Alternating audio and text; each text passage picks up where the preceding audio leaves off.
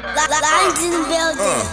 Here we go again, yeah, you can do it, yeah, I'm motivated every day, we getting to it, yeah, saying less and doing more, nothing to it. So we're back to the Dinner Club podcast. Your host with the most, Lonelle. I got my co-host here, Tyson, with me. Bum bum. And we holding it down. We got a special guest in the building coming all the way out from Boston. We got Wattz in the building. What's popping with you, K? No, that's popping with y'all. I'm happy to be here. Hey man, I'm happy to have you. Appreciate you coming out and spending some time with us. Yeah. So listen, I've been seeing a lot of dope stuff going on with you, man. I've been seeing, so I checked out some of your dope videos. You got one, I just watched it last night. It was pretty fire. The one, what is it? You won't catch me hurting, you won't see me hurting? Yeah, you won't see me hurting. Yeah, that's pretty fire. You came out that just a little while ago, right? It's crazy too, because I wrote that when I was like, I want to say 16 years old. Okay. 17 Oh, years old. really? I'm 25 now, so that's been out there for a minute. You know, so I just got the chance to shoot the visual. That's dope. That's dope. I mean, bringing Now, how you say you're how old now? I was 16 when I wrote that. And you're how old now? 25. That's dope. So it's Because it's not dated at all. Right, in fact. That's That's always crazy. what I wanted to do with music. I always wanted to make timeless music. I feel like I love the music industry in whole, but I feel like nowadays there's a lot of temporary artists. You know? Oh, absolutely, You know, absolutely. Just for a buzz or a couple years, I really want to be here for a while. I want to maintain, and some of my favorite artists did that, like Nas or Absolutely. Lauren Hill, like they Right. No, that's a fact. Timeless records. That's a fact. That's a Education fact. still goes. Yeah, right. You want that? You want it to be a classic. If you can Right. create a classic from this year after year, that's really what It's all about, yeah. So for you, because you know I grew up in Boston, born and raised. You know what I'm saying? I've been out for the last 7 years, built my family and shit out here. But Boston's my, I grew up in Lenox Street Projects, all that. I'm used to the scene, all that shit. Came from all that. How is it navigating that space while you're trying to do music? Because it's definitely hectic down there. You know what I'm saying? I would say that's what made me. Now I mean I the feel you. cold streets of Boston. Yep, It's yep. Like you gotta love it, but I will say there's a lot that needs to change. We Absolutely. need to definitely embrace our artists. You know what I mean? Yes. It's cold out there, but that's what, and I mean, like, you take it for what it is. So that environment makes you a different type of artist because you got to take the struggles and the barriers. But at the same time, I do want to say for everybody, you do want to support the ones that are coming up because that's what's going to make our industry. Exactly. You know what I mean? Exactly. We waiting for that real lift off. Well, that's always been an issue that I had. You know what I'm saying? I'm turning 34 next week, and the generation above us and my generation didn't do right by everybody under us. So my whole thing has been about just running around and lighting as many fires as I can, passing as many torches as I can, because I never understood how we felt that abuse from the people above us, and then we handed that abuse down. We didn't correct that. You know what I'm saying? So I just feel like part of that though has to do with like they're not equipped, and you can't if you're not equipped, you almost don't know how to equip the next generation. You feel me? So absolutely. it's like they're learning while trying to be teachers. No, and absolutely, I understand that. You know, that's what we was talking about earlier. Like, I completely understand that, but then somebody has to wake up, Right. and start applying pressure. You feel what I'm saying? Because like, it's like when I get into debates with people talking about the system, and I'm like, fuck, bro, stop telling me. I already know. You know what I'm saying? We all know. Yes, we know, right. We know. Let's get to some progress. That's all I'm saying. You feel what I'm saying? Like, people talk to me sometimes like I'm not naive to like, bro, I understand what you're saying, Right. but it's 2019, fam. I'm watching every other facet of life get their due. It's time for us to get ours, for real, for real. You know what I'm saying? If we're staying problem-oriented, we're staying stuck on 300 years, no, we need to take that 300 years and apply pressure today. Whoa, you sound like apply that. pressure.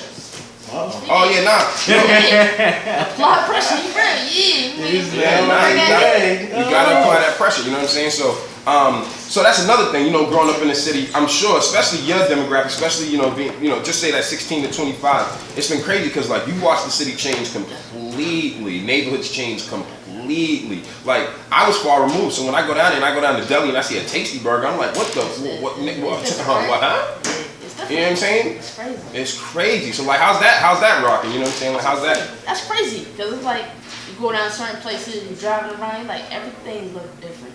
Yeah. And all I can think about is leaders like you. Yes, sir. Keep the culture alive. You Yeah, feel me? yep. Really keep it pushing because we who make the city, we who Yeah. make the state, Yep. and we the product. You know what I mean? So it's like we really Absolutely. need to keep pushing this and keep the Yeah. culture alive. So I really salute that. I mean. Yeah, nah. Yeah. You know, that's the thing with me though. My whole approach is like, I'm not on some, I came up fucked up. So I don't hide that, you know what I'm saying? Like I teach from my mistakes because a lot of people who ever came in to try to give us resources and shit didn't understand that their perch disconnected them from us. You know what I'm saying? Like I went to this, I did that. I'm like, yo, bro, Dick Tracy, chill the fuck out, bro. Like, entitlement. it's cool. Like I'm happy for you. Clap it up, motherfucker. I'm still getting shot at on the corners and shit. You know what I'm saying? So you come do your big brother, little sister shit, whatever the fuck you want to do. But when you leave, it's still war out here. It's just like how you know when you go to work, you got to do your little shuck and jive, and then when you get home, it's a whole different bag. A lot of people in America don't understand how the black American culture lives with personalities because we have to adapt to different situations.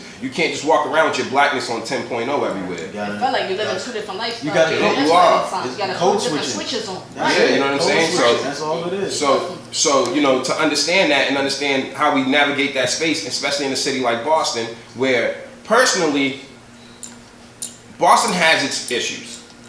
But it's not an overly racist. It's not an overly racist place to me as far as like my dealings with people versus the system. I think the system is really bent in Boston more than the people because the people vote liberal. They, you know what I'm saying? Like it's a hella liberal city, but the system is hella not liberal. You know what I'm saying? It's Changes need to be made. Absolutely. You know what I'm saying? So like for artists in Boston, you know what I'm saying? It's been it's had nothing but talent, and I think along the way a lot of the talent got lost in the sauce because the industry itself would not get the recognition that it needed. They wouldn't move on from Benzinos and shit like that, you know what I'm saying? And no disrespect to Benzino. No disrespect. But I got a 25-year-old artist here trying to get the bag, trying to get to what she needs to get to, you know what I'm saying, to make her career, her family, her life right. From a city that's a major media outlet. So we have to consider that, you know, we got our own kind of Wall Street and everything, you know what I'm saying? Like that city's pumping a lot of bread through it, so we got to figure out how to support these artists, you know what I'm saying? But beyond that, you know, I like to give you like a little off the ball topic, curveball, before we get into like some of the actual questions. So I want to talk about your cypher experience that you have with Rusty. Because I saw you kill that, you know what I'm saying? I saw a lot of dope artists on that, you know what I'm saying? Like what's that experience like? Because Rusty, I'm just a baby Rusty. Rusty been doing this forever. You know what I'm saying? He's a professional at this, you know what I'm saying? Rusty goes, I know Rusty all the way back to when he was called Rusty the Toe Jammer. He used to DJ with his he used to DJ with it. He used to DJ with his feet. You understand what I'm saying? This nigga would do a set with his feet. I can pull it up. I'll find it for y'all. Okay? I'm going to throw that clip in here. Y'all catch that clip thrown in, you know what I'm saying? I'll do a little cutout to that clip so y'all can check it out. My homie, squick it with the big toe, you feel me? He's out here. Hit that fader with the baby toe. Bang, bang, you know what I'm saying? Oh, wow. Y'all, it's out here, you feel me? So, how was that experience working with Rusty and everything? That was fire. To be honest, I was really on it. Because when I do this music, I don't look for no recognition. I don't look for really anything. This is what I love to do. Yeah. I just put this out for the culture and for everything. And I've been watching Rusty since I was, younger. Yeah, You know, from the CD station that he had, and then he goes to the radio. He's always been big on all that. Pushing the jewels. So when I got caught up to the radio station with other, powerful females who do this thing, so it's fine. Yeah, y'all did y'all thing, you know what I'm saying? That shit's empowering, especially with us having a women's herstory event going on tonight. I watched that cycle a few times, you know what I'm saying? Just got gassed off the energy, you know what I'm saying? And like, I love your energy, I love your presence, you know what I mean? Like, you got a dope presence, I think you got a bright future, you know what I'm saying? I think as long as you stay out the mud, don't let the trolls, you know what I mean? All that stupidity, all that crap, you know, the atypical stuff an artist got to deal with in this climate, especially in your age bracket. You know, I tell everybody, don't 6ix9ine yourself, you know what I'm saying? Right. Because no matter what, it was a bad situation for everybody involved, you know what I'm saying? So it's like, you don't ever want to even just. People keep asking me what's the best way to handle that situation, not to fucking be in it.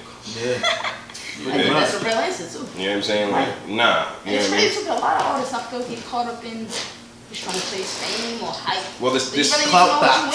That clout culture. I like to call them clout thoughts. Exactly. Yeah, right. You really need to know what you're here for before you get into it. Because you don't catch a lot of situations like that. People trying to pull you in. You really need to know what you're about. Nah, that's a fact. That's a fact. So let's get into some of these other quick questions here.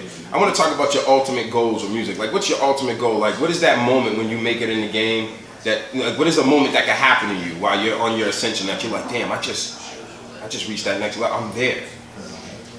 The ultimate goal, I don't need one, but the ultimate goal would be to get a Grammy. I would love it. That's really what I'm I smell you. But so that's the long-term goal. As far as the short-term goal, I'm just really trying to touch people every day. If I can touch your soul and you can hear my music, Bingo. vibe with my lyrics, that's really what means the world to me. I see a lot of little kids singing my lyrics. That means the world to me. Yes. Just stuff like that. So if I can touch people, touch my culture, and just really be into it, Yes, that means the world to me. yes, If yes. the words come with it, cool. If not, I'm really here for the culture. I fuck with that. I fuck with that. So with that being said, look, your major album's coming out. You're in the planning phase. You're about to get this shit popping. You know what I'm saying? Like everybody's anticipating your work coming out. You got the whole buzz. You got everybody lighting up, and you're just like, you know what? I want to hit this person up. You know what I'm saying? Or you get that phone call. Who would you want that phone call to be from? That's ready to get it popping and get a feature on your project. Definitely. So I love Nas. Woo. That's my man. He inspired me. I grew up on him. Mm-hmm. If I ever got a call, I don't care if it's for a feature, he just want to talk to me for a Got minute. you. know what I mean? I Got love you. him, you know, I'm like, wow. Got you. And then under him, you see the J. Cole, you see the Dave East. Got you. Those are people I would have wanted to feature on. These are people I look up to. So Got it's you. really nice to see that. Got you. From my own city, I love the buzz. I love what's coming up. I love to see the artists growing up, and I just want to collaborate with these people if possible. I could tell just from those answers you gave, you have this, and I hear it in your music.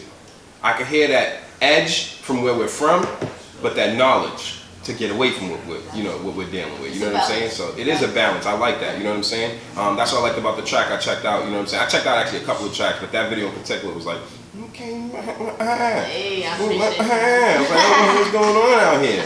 You know what I'm saying? I've been a little removed from the city. I'm like, I need to take a little drive. You know what I'm saying? I need to get up with K Wattz and see what's popping out here. You know what I'm saying? So you got your feature, your album's out. You got the Grammy. You chilling. You like, you know what? I've been busting my ass. I've been on tour for 2 years straight. I've been killing the shows. I've been all over the world. I need a break. Where's your vacation destination? Vacation.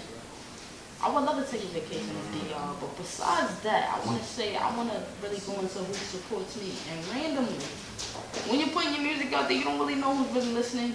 I've been getting a lot of people from Nigeria. So I want to go out there. You Fire. feel me? Like, I want to go. We can make that happen. You know what I'm We saying? can make that happen. Who supports me, and a lot of people hit me up from the end.